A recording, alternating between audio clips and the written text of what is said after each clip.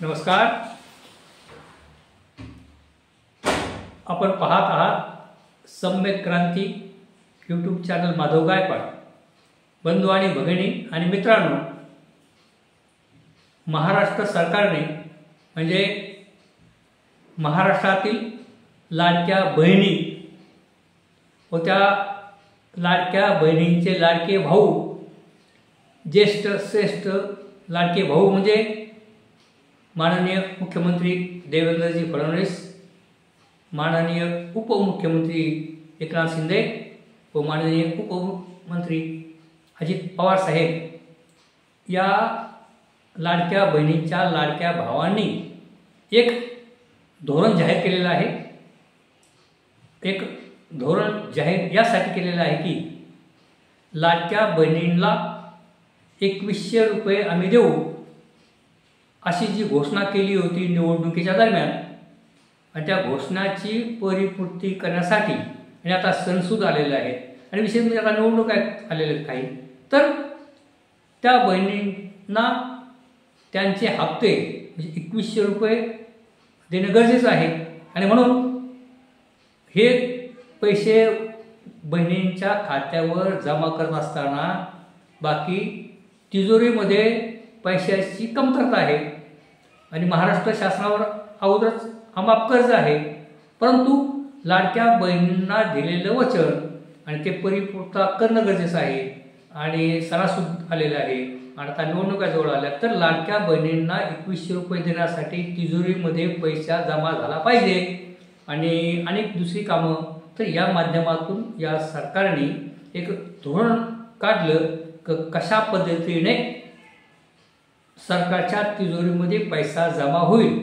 तर माननीय अजित पवार साहेब यांच्या नावावर एक रेकॉर्ड आहे की त्यांनी सर्वाधिक अर्थसंकल्प सादर केलेले आहेत. म्हणजे माननीय अजित पवार साहेब हे अर्थमंत्री आहेत आणि एक त्यांच्या पाठीमागे त्यांचा असणारा प्रचंड प्रशासकीय अनुभव आणि अनेक वर्ष सत्तेमध्ये असल्यामुळे तिजोरीमध्ये पैसा कशा पद्धतीने जमा होऊ शकतो अशा पद्धतीचे त्यांच्याकडे जे संकल्पना आहेत आणि त्याचीच एक संकल्पना म्हणजे मद्य विक्रीचे परवाने. तर मद्य विक्री करून त्या निमित्तानं येणारा पैसा आणि त्या तो पैसा एकदा तिजोरीमध्ये जर जमा झाला की लाडक्या बहिणींना आपले हप्ते सुकर देण्यास सरकार मोकळे. आणि ज्या वेळेला लाडक्या बहिणींना ज्या वेळेला सरकारने ही योजना चालू केली त्यावेळेला अनेक लाडके भाऊ नाराज झाले होते की आमच्यासाठी काय योजना आहे, किंवा अनेक भाऊजी देखील नाराज झाले होते.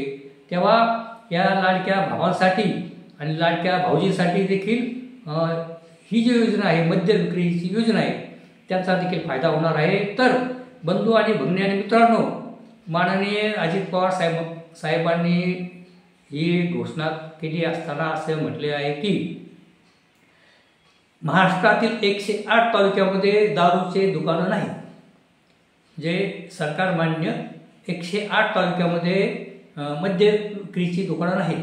तेव्हा त्या 108 तालुक्यांमध्ये दारूसाठी किंवा मद्यासाठी होणारी भाऊजींची वणवण आणि मद्य विकत घेण्यासाठी होणारी लाडक्या भावांची वणवण त्यामुळे थांबणार आहे. आणि 108 तालुक्यामध्ये लाडके भाऊजी आणि लाडके भाऊ यांची दारू विकत घेण्यासाठी वणवण होणार नाही. तर त्यांना नजदीकच तालुक्याच्या ठिकाणी किंवा एखाद्या मोठ्या गावामध्ये ती दारूचे दुकान निर्माण होईल आणि त्या ठिकाणी लाडक्या भावांना आणि लाडक्या भाऊजींना आपली दारू विकत घेता येईल आणि त्यांना मद्य प्रशासन करून त्यांना मौज मजा करता येईल. तेव्हा असं एक उदात्त धोरण मायबाप सरकारने आखलेलं आहे.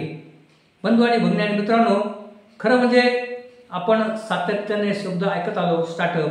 माननीय देशाचे पंतप्रधान साहेब यांच्या तोंडून देखील आपण अनेक वेळाला स्टार्टअप म्हणजे नवउद्योजकांना धंदा, नवउद्योजक व्यवसायामध्ये आले पाहिजेत आणि नवउद्योगांना धंदा करण्यासाठी काही कर्ज वगैरे द्यायचं. तर या ठिकाणी असा प्रकार झालेला आहे की जे नवउद्योजक आहेत की ज्यांच्यामागे फार मोठं राजकीय पाठबळ नाही किंवा त्यांचं खानदानमध्ये कोणी राजकीय नेता नाही किंवा कोणी मंत्री संत्री आमदार खासदार नाही, तर असे जे उद्योजक आहेत अशा नवउद्योजकांना हे जर परवानगी दिली असते आणि तर त्यांची देखील भरभराट झाली असती. परंतु या ठिकाणी मायबाप सरकारने धोरण असं जाहीर केलेलं आहे की महाराष्ट्रातील नामांकित मद्य तयार करणारे कारखाने किंवा उद्योजक अशा उद्योजकांना हे परवानगी देण्यात येणार आहे. म्हणजे महाराष्ट्रातील असणारे 41 मद्य महाराष्ट्रातील 41 मद्य निर्माण करणारे उद्योग म्हणजे दारू बनवणारे उद्योग आणि हे 41 कारखाने 41 दारू बनवणारे जे कारखाने आहेत ही कोणी साधी सुधी माणसं नाहीत, तर ही फार मोठी माणसं आहेत. जसं उदाहरणच आपल्याला सांगायचं तर माननीय थोर समाजसेविका मंत्री महोदया पंकजाताई मुंडे यांचे जे पती आहेत पालवे म्हणून, त्यांचा औरंगाबादला मद्य निर्मितीचा कारखाना आहे आणि आता त्या एका वर्तमानपत्रामध्ये त्यांच्या मुलाचं नाव आलेलं आहे. आता मुलगा लहान आहे, परंतु आपण म्हणू की त्यांच्या पतिदेवांचाच दारूचा कारखाना आहे. किंवा अजित पवार साहेब जय पवार म्हणून आहेत, त्यांचे काही पार्टनर आहेत त्यांच्या कंपन्यांचे, त्यांना परवानगी मिळणार आहे.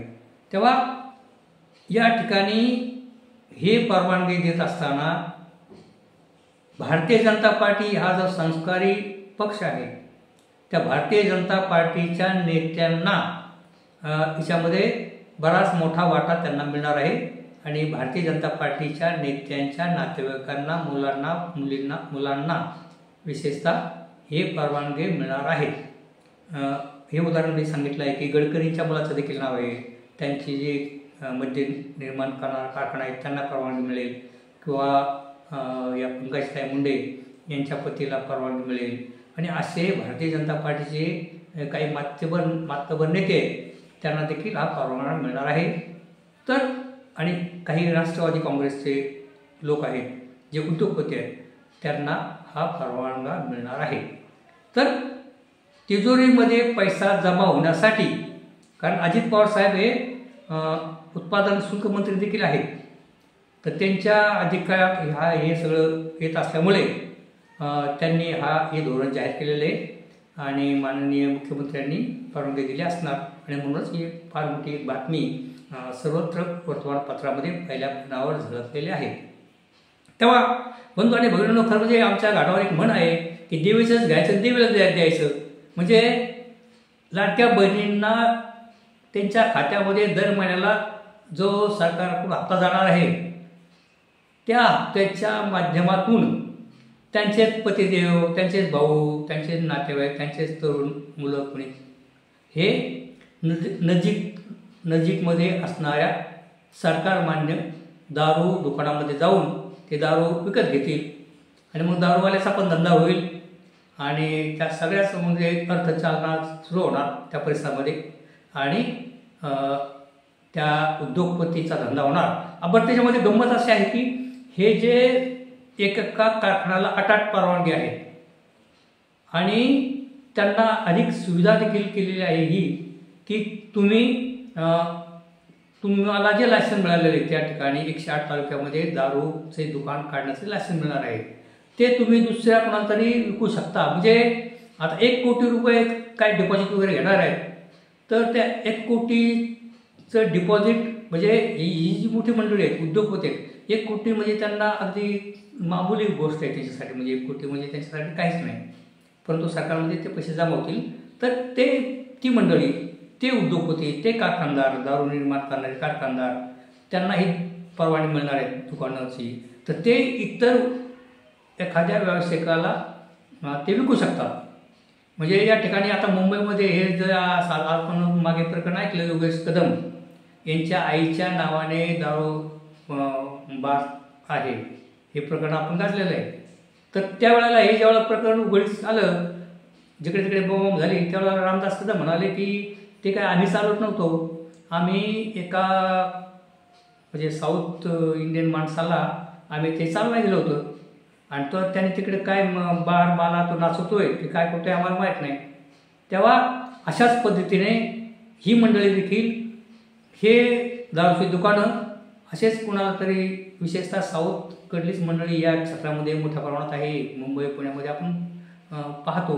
तर अशा मंडळींना 2-2, 4-4, 5-5 कोटी घेऊन ते इतरांना ते चालवायला देणार. तर सांगायचं मतलब असा की म्हणजे ज्याच्याकडे जो अगोदरच प्रचंड श्रीमंत आहे, ज्याच्याकडे गडगंज संपत्ती आहे, जो उद्योगपती आहे आणि तो मोठ्यांचा मुलगा आहे, त्याला अधिकाधिक श्रीमंत करायचं, त्याला अधिकाधिक म्हणजे कुठलंही धोरण राबवत असताना राज्यकर्ते हा देखील विचार करत असावेत. कारण त्या धोरणाच्या माध्यमातून आपले सगळे सोयरे, आपली मुलं, आपले नातेवाईक, आपले मित्र यांचा त्या योजनेमध्ये काही फायदा होऊ शकतो का, व त्याचा काही त्यांच्या माध्यमातून पैसा जमा होऊ शकतो का, असा देखील विचार राज्यकर्ते करतात, असं राजसाहेब ठाकरे हे आणि म्हणाले. आणि या मद्य विक्रीच्या जो घोषणा झालेली आहे त्याच्यामधून हे सिद्ध होतं की आपल्या जवळच्याच माणसांचा कसा फायदा होईल किंवा आपले सगळे सोयरे असतील, आपली मुलं असतील, यांच्या कंपन्यांचा अधिकाधिक कसा फायदा होईल आणि त्यांची जी करोडोची संपत्ती आणखीन करोडो वाढण्यास मदत होईल, अशा प्रकारची धोरणं राबवली जात असतात. परंतु बाकी लाडक्या बहिणी बाकी खुश होतील आणि अधिकाधिक मतं आता येणाऱ्या महानगरपालिका असतील, जिल्हा परिषद असतील, या आपल्या लाडक्या भावांना त्या लाडक्या बहिणी निश्चितपणे देतील आणि आणखीन त्या मतदानामध्ये वाढ होईल. कारण सर्व लाडके भाऊ ज्यांना दारू विकत घेण्यासाठी वणवण करायला लागत होती 108 तालुक्यामध्ये, त्यांना नजदीक दारूची दुकानं मिळाल्यामुळे ते लाडके भाऊ देखील खुश होणार आणि लाडके भाऊजी देखील खुश होणार आणि मग ते देखील यांना मतं देऊ शकतात. तेव्हा अशा पद्धतीचं एक मद्य विक्रीचं धोरण माननीय अजित पवार साहेबांनी हे घोषित केलेलं आहे. तेव्हा या पुढील काळामध्ये आपल्या लाडक्या बहिणींना सातत्याने त्यांना दिलेले हप्ते प्रत्येक महिन्याला जमा करण्यासाठी आणि तिजोरीमध्ये पैसा जमा करण्यासाठी अशा पद्धतीने आणखीन काय काय प्रकार महाराष्ट्रामध्ये होतील हे पाहणं आपल्यासारख्या गरीब माणसाचे पाहताना डोळे विस्फरतील. म्हणजे आपण सातत्याने वाचतो, ऐकतो की शहरामधल्या मुख्यच्या जागा या अदानीसारखे उद्योगपती असतील किंवा मोठे मोठी माणसं असतील, अशा मोठ्या मोठ्या बिल्डरांना अत्यंत महत्त्वाच्या जागा देखील विकल्या जात आहेत. आणि म्हणून कारण तिजोरीमध्ये त्यानिमित्ताने पैसा येईल असे एक त्यांची भूमिका असते, पण त्याच्यापासून किती पुढे दुष्परिणाम होतील याचे राज्यकर्ते काही विचार करत नाहीत. परंतु या ठिकाणी आपल्याला सातत्याने म्हणत असतो की माननीय अजित पवार साहेब हे खरं बोलणारा नेता म्हणून जे सुपरिचित आहेत, त्या अजित पवार साहेबांनी बाकी या मद्य विक्रीच्या संदर्भामध्ये धोरण आणलं. त्या धोरणाच्या संदर्भामध्ये आपल्याला काय वाटतं आणि तेव्हा तुम्ही निश्चितपणे माझ्या या व्हिडिओला आपण माझ्या या व्हिडिओच्या माध्यमातून या मद्य विक्रीच्या संदर्भामध्ये मी आपल्याशी बोललेलो आहे. तरी आपल्याला काय वाटतं या संदर्भामध्ये तुम्ही निश्चितपणे तुमच्या प्रतिक्रिया कळवा आणि कमेंट्स बॉक्समध्ये लिहा की या मद्य विक्री धोरण आणि या मद्य विक्री धोरण असणाऱ्या जे कारखानदार आहेत, मद्य बनवणारे कारखानदार, हे दारू बनवणारे कारखानदार, ते जे राजकारण्याचे कारखानदार त्याच्यामध्ये जास्त प्रमाणात आहेत, अशाच लोकांना हे परवानगी दिलेले आहे आणि काही त्यांच्या जवळच्या काही मंडळींना द्यायची शक्यता आहे. तेव्हा अशा पद्धतीचे महाराष्ट्र सरकारचं एक कारभार चालू आहे. तर आपल्याला काय वाटतं आपण निश्चितपणे लिहा. तरी कृपया माझ्या या व्हिडिओला आपण लाईक करा आणि आपण नवीन असाल तर माझ्या सम्यक क्रांती यूट्यूब चॅनल माधव गायकवाड या चॅनलला आपण सबस्क्राईब करा ही विनंती. धन्यवाद.